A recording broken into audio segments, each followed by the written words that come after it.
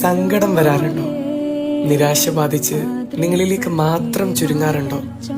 സമൂഹത്തിൽ നേറ്റ കുത്തുവാക്കുകൾ വേദനിപ്പിക്കാറുണ്ടോ?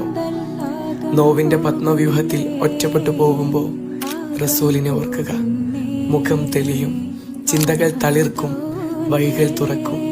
നിങ്ങളുടെ നേതാവ് അകാരണം ആക്രമിക്കപ്പെട്ടവനായിരുന്നു. ഒരു മനുഷ്യൻ അനുഭവിക്കേണ്ടതിന്റെ പരമാവധി വേദന പേറിയവനായിരുന്നു. യതീമായി പിറക്കപ്പെട്ടു. അവഗണന നിറഞ്ഞ നാളുകളെ അതിജയിച്ചു. സ്നേഹത്തോടെ സംരക്ഷിച്ചവരെല്ലാം അടുത്തടുത്ത വർഷങ്ങളിൽ മൺമറഞ്ഞു. പ്രബോധനം കറുത്ത ഓർമ്മകൾ സമ്മാനിച്ചു. പിറന്ന നാട്ടിൽ സമൂഹമധ്യേ ആക്രമിക്കപ്പെട്ടു. അസത്യങ്ങൾ പ്രചരിപ്പിക്കപ്പെട്ടു. നാട് ബഹിഷ്കരിച്ചു. തണൽ തേടി പോയിടം കല്ലെറിഞ്ഞോടിച്ചു.